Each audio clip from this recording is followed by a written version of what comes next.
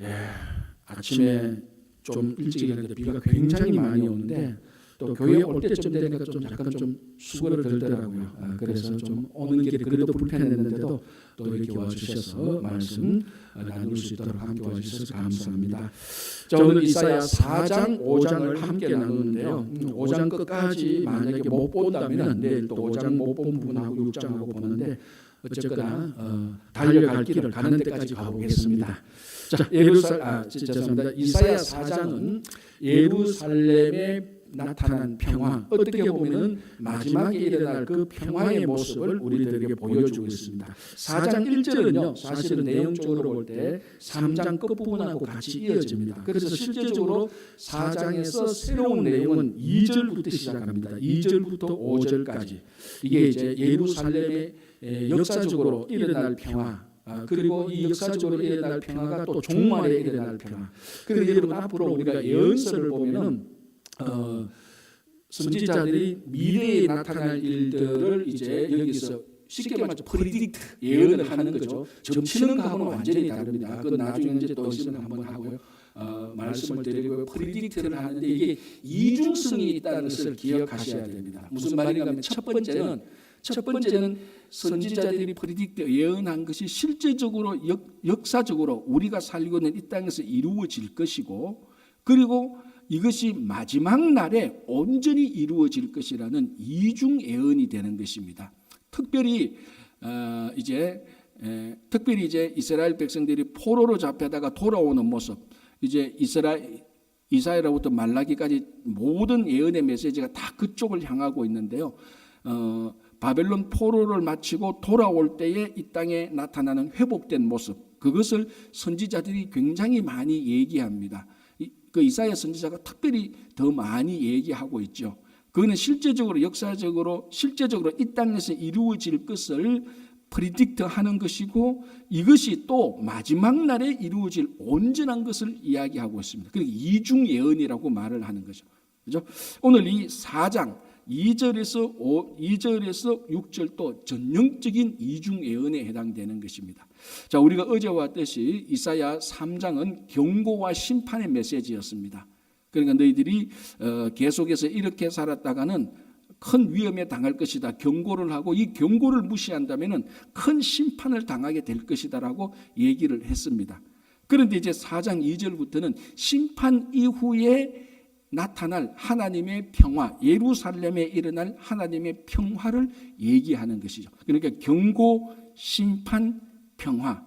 그래서 이 심판을 당할 때에 모든 사람들이 심판을 당하는데, 이 모든 사람을 두 종류로 분류할 수가 있습니다. 하나는 하나님의 자녀들, 그리고 하나님의 말씀에 순종했던 사람들, 한 종류는 하나님의 말씀이 아닌 이방 족속들, 하나님의 말씀에 불순종했던 사람들. 이 둘 다 심판을 받는데, 순종했던 하나님의 자녀들은 그 심판 때에 그 심판을 받게 될 때 징계의 심판을 받지 않습니다. 그 심판을 받을 때 오히려 하나님께 칭찬을 받는 것이죠.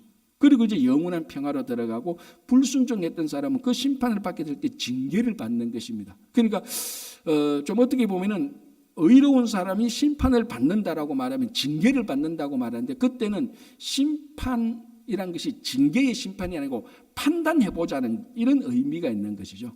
그래서 심판이 믿는 자들에게는 결코 두렵거나 무서운 일이 아닙니다. 오히려 기다려지는 것이죠. 그래서 제가 가장 쉽게 늘 이때쯤 되면은 예를 듣는 게 뭐였습니까? 어릴 때 숙제했는 거. 제가 그 얘기 늘 했잖아요.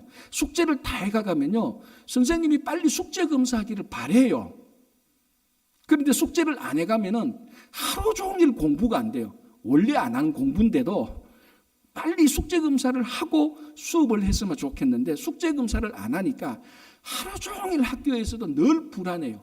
뭘 해도 또 숙제 검사하잖아 선생님이. 그게 찝찝해서 하루 종일 수업이 안 돼요. 그런데 숙제를 잘 해가면요, 선생님 빨리 숙제 검사 안 하나. 오늘 내가 어제 얼마나 잘했는데.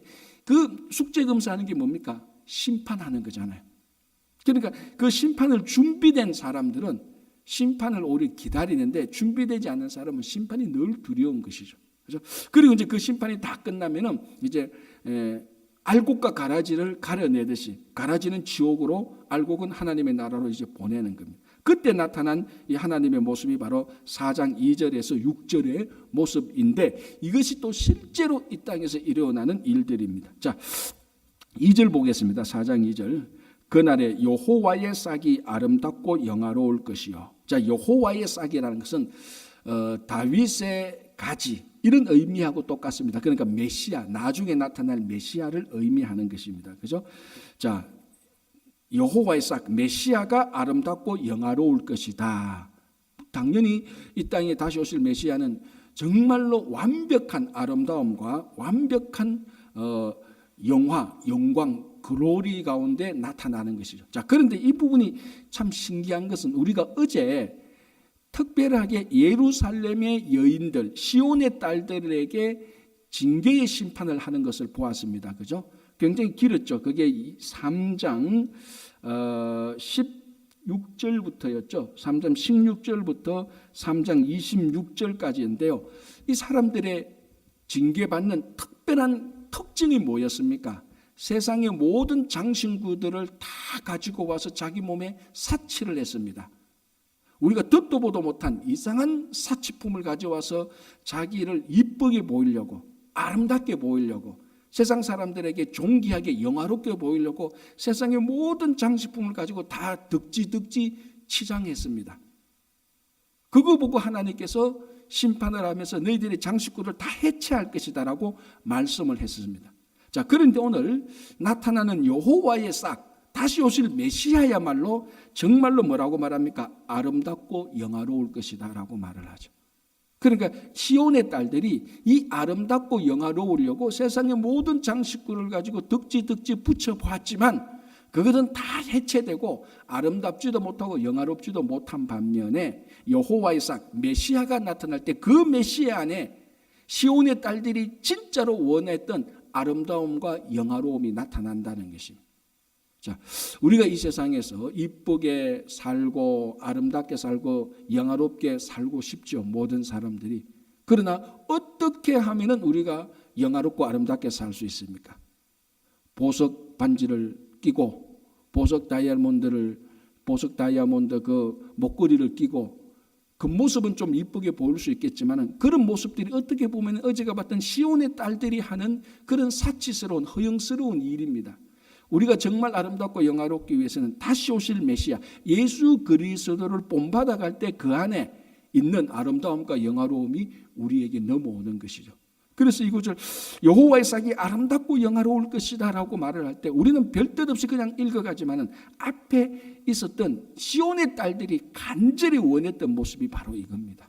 이것은 그리스도 안에 메시아 안에 있는 모습이죠. 자, 2절에 다시 보겠습니다. 그날에 여호와의 싹이 아름답고 영화로울 것이요 그 땅의 소산은 이스라엘의 피난한 자를 위하여 영화롭고 아름다울 것이며. 자, 여기서 이제 이스라엘의 피난한 자가 나오고 3절에 시온에 남아있는 자 그리고 예루살렘에 머물러 있는 자 곧 예루살렘 안에 생존한 자 다 같은 의미입니다. 시온에 남아있는 자, 예루살렘에 머문 자 그리고 예루살렘 이스라엘의 피난처로 삼은 사람 이렇게 나오는데 이것은 이제 중요한 단어가 하나 나오죠. 3절 보시기 바랍니다. 이렇게 되어 있습니다. 시온에 남아있는 자. 자, 이 이사야서에서 앞으로 계속해서 반복되어지는 중요한 단어가 하나 나타나는데 그 단어가 무엇인가 하면은 남은 자라는 것입니다. 남아있는 자, 남은 자.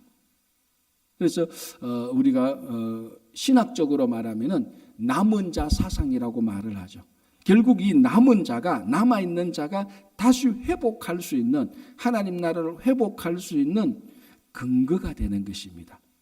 이 남아있는 자가 많든 적든 남아있는 자가 없는 것하고 있는 것하고는 굉장한 차이가 있죠. 남아있는 자가 비록 적다 할지라도 이 적은 무리를 통하여서 다시 회복할 수 있는 근거가 되는 것입니다. 그래서 앞으로도 이사야서를 볼 때는 계속 남은 자에 대한 하나님의 특별한 은총과 그들을 위하여서 특별한 사역이 주어져 있다는 것을 우리가 알게 될 것입니다. 이제 그게 처음에 4장 3절에 시온에 남아있는 자라고 말을 합니다. 이 남아있는 자들이 땅의 소산물을 먹을 것이라는 것입니다. 남아있는 자들이. 그리고 그 땅의 소산물을 이제 4장 2절에 그 땅의 소산물은 이스라엘의 피난한 자를 위하여 영화롭고 아름다울 것이다 라고 있는데, 그러면 이 남아있는 자는 어떤 사람들인가? 이제 3절 제가 볼게요. 3절 끝부분에 나오는데요. 3절을 다시 읽어볼게요. 시온에 남아있는 자, 예루살렘에 머물러 있는 자, 곧 예루살렘 안에 생존한 자 중 기록된 모든 사람은 거룩하다 칭함을 얻으리니. 자, 이런 사람들은 어떤 사람들이라고요? 거룩하다고 칭함을 얻는 사람들입니다. 남아있는 사람. 많든 적든 다 타락하고 다 부패하고 다 넘어지고 깨어졌지만 요 남아있는 사람들만 거룩한 사람, 이 사람들을 통하여서 하나님께서 다시 회복시키는 그 시드머니, 우리 그 비즈니스 용어로 말하면 시드머니로 사용하겠다라는 것입니다. 그래서 이 시대가 아직까지 망하고 있지 않는 것은 이사야 선지자한테 물어보면은 왜 이렇게 타락하고 부패했는데 우리 시대가 아직 멸망하지 않습니까? 라고 이사야 선지자에게 물어보면은 뭐라고 대답합니까? 이사야 선지자가 너희들은 모르겠지만 아직 하나님 눈에 남아있는 자가 있기 때문에 그 남아있는 자를 보고 지금 이 전체를 멸망시키지 않고 살려두고 있어 라고 이사야 선지자는 대답할 것이라는 것입니다. 그러면은 중요한 것은 뭡니까? 그 남아있는 자가 누구냐? 그 남아있는 자 명단에 내 이름이 있느냐 없느냐가 중요한 것이죠. 그렇지 않습니까? 나중에 하나님 나라 가는데 2020년 8월달, 9월달, 10월달에 남아있는 자 명단을 봤는데 우리 이름은 싹 빠지면 그게 얼마나 허탈하겠습니까? 그러나 남아있는 자 명단에 우리 이름이 다 들어가 있으면은 신앙적으로 진짜 뿌듯하죠. 세상이 타락하고 어려워서도 그래도 우리도 어렵지만은 우리가 끝까지 신실하고 끝까지 거룩한 삶을 살았기 때문에 하나님께서 그래도 우리 보고 요 남아있는 이 사람들 보고 하나님께서 심판을 연기하고 살려주셨구나. 이게 신앙의 큰 명예죠. 그죠? 그래서 이사야는 계속해서 앞으로도 그걸 얘기할 것입니다. 자, 5절을 한번 볼까요? 여호와께서 거하시는 온 시온산과 모든 지폐 위에 낮이면 구름과 연기, 밤이면 화염의 빛을 만드시고 그 모든 영광 위에 덮개를 두시며 6절 또 초막이 있어서 낮에는 더위를 피하는 그늘을 지으며 또 풍우를 피하는 숨는 곳이 되리라. 자, 5절 6절을 읽으면서 뭔가 머리에 번뜩 떠오르는 게 있습니까? 없습니까? 이 모습이 어디에서 나타난 모습들입니까? 낮이면 구름과 연기, 밤이면 화염의 빛을 만드시고. 더 쉽게 말할까요? 낮에는 구름이 있고 밤에는 불이 있고. 그렇죠. 낮에는 구름 기둥이, 밤에는 불 기둥이. 지금 그 이미지하고 똑같습니다. 자, 이스라엘 백성들이 바빌론에게 망하고 나중에 다시 돌아옵니다. 그죠? 바빌론에서 돌아옵니다. 이걸 다른 말로 하면은 제2 출애굽. 오래간만에 영어를 쓰면 Second Exodus. 자, 우리는 이미 애굽에서 출애굽기를 통해서 First Exodus를 봤습니다. 그죠? 그게 첫 번째 출애굽이고 두 번째 출애굽은 이스라엘이 바빌론에게 포로 갔다가 다시 돌아오는 것입니다.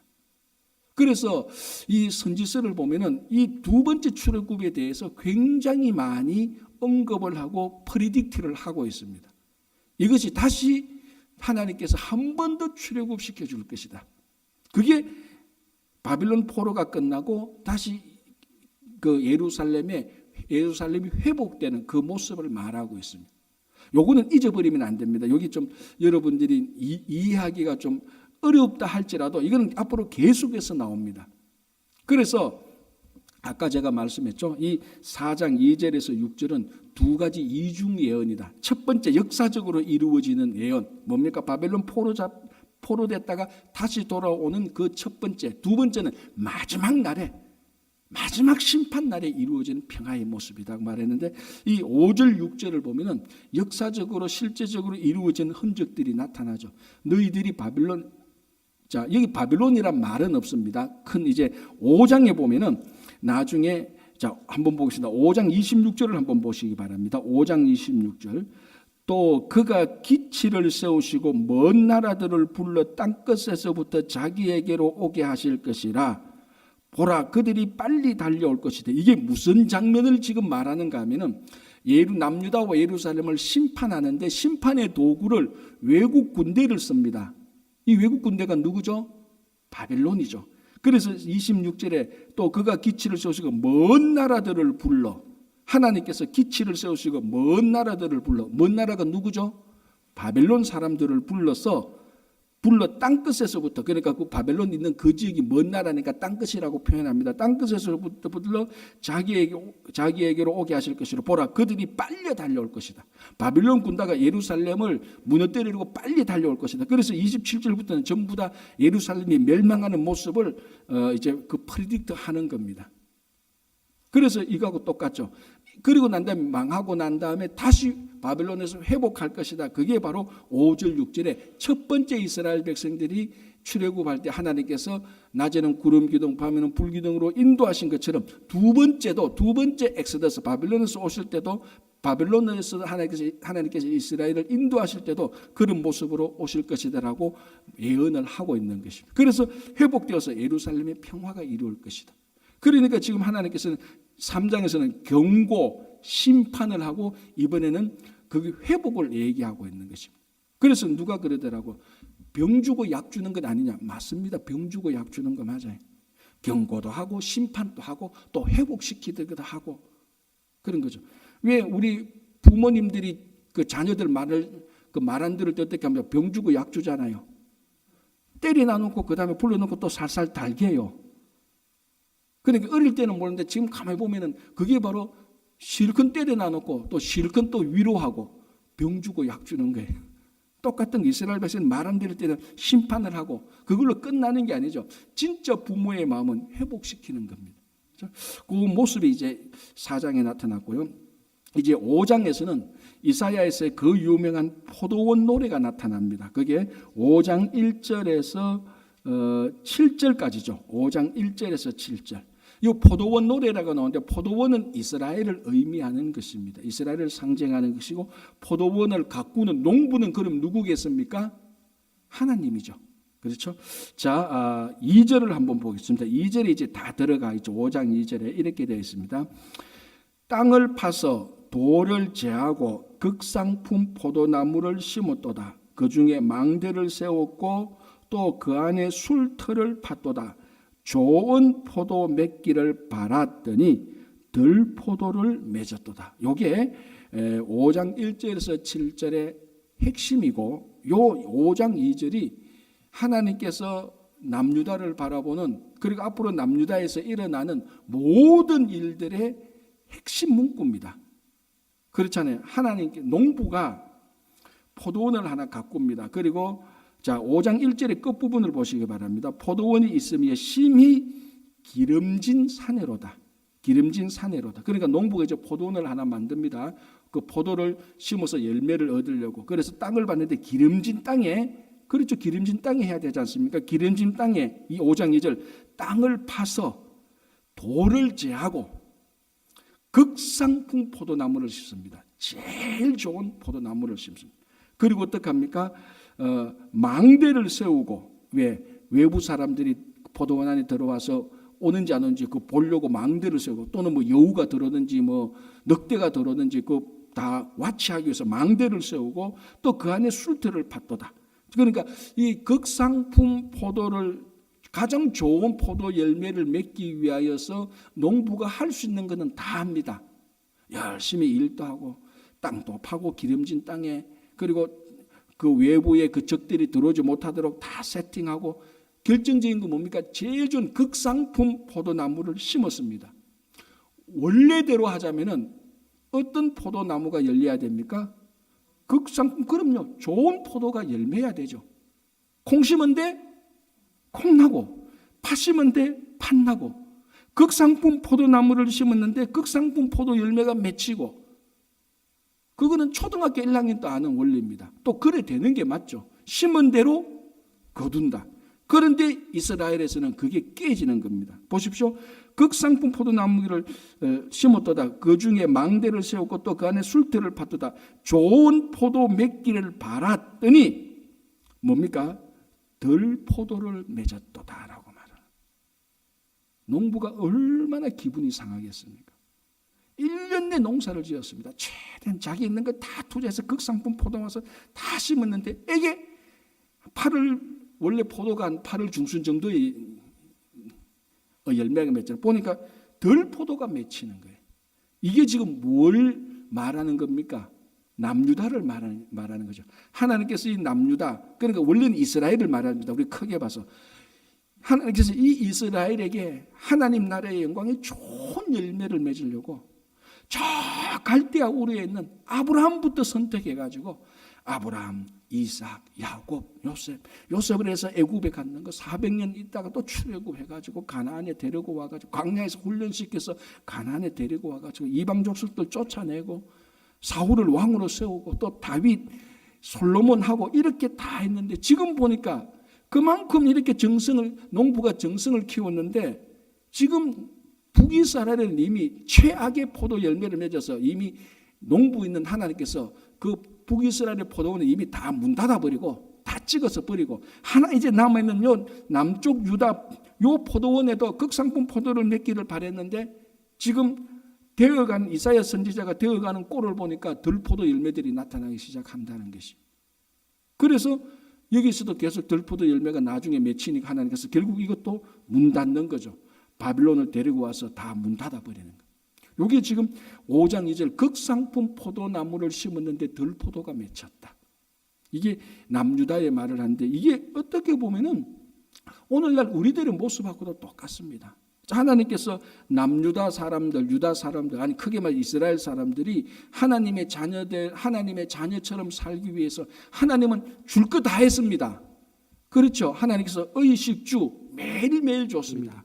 매일 일용할 양식을 줬습니다. 광야에는 광야 생활할 때는 만나고 메추라기를 줬죠. 가나안에 들어와서는 자기들이 농사에서 먹도록 다 하나님께서 모든 것 세팅 다 해놨습니다. 그리고 하나님을 잘 섬길 수 있도록 어떻게 했습니까? 성전을 세워줬죠. 다윗과 솔로몬을 통해서 성전이 세워졌죠. 일찌감치 모세를 통해서 율법을 줬습니다. 율법을 준과 동시에 하나님께서 모세를 통해서 대제사장 아론을 세우고 레위기를 통해서 제사제도 하나님께 예배드리는 것을 다 지시했습니다. 그래서 한 종교가 형성되기 위한 성전, 경전, 제사장 다 줬습니다. 예루살렘 성전이 있었고 율법이 있었고 제사장, 대제사장들이 다 있었습니다. 하나님을 섬기는데 하나도 부족한 게 없었어요. 오늘 이 말씀대로 이사야 선지자 말씀대로 모든 것을 다 세팅해놓고 극상품 포도나무를 심어놨습니다. 이거는 극상품 포도 열매가 안 맺을래야 안 맺을 수가 없도록 되어 있습니다. 그런데 포도나무 열매를 덜 포도나무 열매가 맺었다는 거예요. 농부가 기분 좋습니까? 안 좋습니까? 모르는구나. 포도는 안 심고 자녀들 생각해보면 되잖아요. 자녀들 부모가 할 거 다 해줬는데 이 자녀들이 자꾸 엉뚱한 길로 가면 부모가 얼마나 속상하겠어요. 그거하고 똑같아요. 그런데 이게 오늘날 우리하고 똑같지 않나요? 하나님은 오늘날 우리들에게 이 남유다 이스라엘보다 훨씬 더 많이 줬어요. 일용할 양식을 주지요. 우리에게 교회를 주지요. 수없이 많은 교육자들이 있지요. 성경은 집에 가면 발에 치이는 게 성경이에요. 그리고 뭡니까? 독생자 예수 그리스도를 보내줬죠. 그래도 안 될까 봐 싶어서 성령까지도 보내줍니다. 더 이상 뭐 할 수 있는 게 뭐가 있습니까? 우리들이 하나님을 섬길 수 있도록 하나님께서는 모든 것을 완벽하게 다 해주었습니다. 당연히 우리한테는 극상품 포도나무가 열매가 맺어야 되죠. 그런데 우리들의 삶을 보면은 세상 사람들하고 똑같습니다. 교회를 다니고 독생자 예수 그리스도를 보내줘도 성경을 읽어도 성령께서 인도해도 우리들의 삶이 세상 사람들과 똑같다면 지금 이 5장에서 우리들이 덜 포도인 것하고 유다 백성들이 덜 포도인 것하고 하나도 다를 바가 없습니다. 자, 그러면 하나님께서 어떻게 합니까? 이 덜 포도 맺힌 포도원을 하나님께서 문 닫는 거죠. 이제 그래서 여기 보십시오. 5절 보시기 바랍니다. 이제 4절 볼게요. 내가 내 포도원을 위하여 행한 것 외에 무엇을 더할 것이 있으랴. 농부가 할 것 다 했습니다. 더 할 수 있는 게 없다. 다 했다. 내가 좋은 포도 맺기를 기다렸거늘 덜 포도를 맺으면 어찌 된 일인고. 농부의 탄식이 들려져. 5절 이제 내가 내 포도원에 어떻게 행할지를 너희에게 이르리라. 내가 그 울타리를 걷어 먹힘을 당하게 하며 그 담을 헐어 짓밟히게 할 것이요 내가 그것을 황폐하게 하리니 다시는 가지를 자름이나 북을 돋우지 못하며 찔레와 가시가 날 것이며 내가 또 구름에게 명하여 그 위에 비를 내리지 못하게 하리라 하셨으니 무릇 만군의 여호와의 포도원은 이스라엘 족속이요 그가 기뻐하시는 나무는 유다 사람이라. 그들에게 정의를 바라셨더니 도리어 포악이요 그들에게 공의를 바라셨더니 도리어 부르짖음이었도다. 이제 다 이해되죠? 이래도 이해 안 되면은 이 들포도를 내가 어떻게 해야 됩니까? 이해되죠? 이 포도원의 노래는 이사야 선지자 굉장히 중요한. 사실은 이 포도원 노래가 이사야 전체 내용이라고 해도 되는 거예요. 그래서 이 들포도 맺은 것을 하나님께서 황폐하게 하겠다. 그게 나중에 시드기야 왕 때 가서 바벨론에 의해서 나중에 결국 들포도를 맺어서 황폐하게 됩니다. 다 이 포도원이 황폐하게 됩니다. 끝납니다. 그러나 끝나기 전에 4장에서 그거 끝나고 난 다음에 회복하는 평화의 노래를 먼저 불러놨어요. 그래서 이 4장 5장을 같이 보면은 나중에 하나님의 마음도 알 수 있고 하나님의 역사함을 알 수가 있는 것입니다. 마지막으로 한마디 말하자면 우리 친구 교회도 포도원입니다. 하나님의 포도원, 그죠? 하나님께서 포도원 맺기를 잘하는데 우리는 우리의 신앙 신조는 뭡니까? 우리는 심기는 대로 거둔다. 하나님께서 극상품 포도나무를 여기서 심으셨으니 여기서는 극상품 포도 열매가 맺을 것입니다. 그렇죠. 이럴 때 아멘 해야죠. 네, 그래서 오늘 여러분 각자의 삶에도 좋은 열매 맺기를 바랍니다. 기도하겠습니다. 하나님 감사합니다. 이스라엘 역사를 보면서 극상품 포도나무 열매를 맺으려고 하나님께서 모든 것을 다해 주었는데 덜 포도를 맺었다는 것을 보면서 우리는 우리 가운데 우리 가정과 일터와 각자의 삶 속에 교회 위에 심은 대로 거두시는 하나님의 역사가 그대로 일어나기를 간절히 바라옵고 원하옵나이다. 우리 가운데 매일매일 극상품 포도나무의 열매가 맺어지기를 간절히 바랍니다. 오늘도 우리 이곳에서 기도하는 모든 기도를 들으시고 우리 가운데 재정적으로나 건강으로나 어렵고 힘든 사람들에게 주님께서 회복시켜 주시고 그들의 모든 삶에 극상품 포도나무 열매가 맺힐 수 있도록 도와주시고 특별히 김영만 장로님 오늘도 주님께서 우리 온 성도들의 기도와 가족들의 기도를 들으시고 회복시켜 주시옵소서. 예수님 이름으로 기도합니다. 아멘.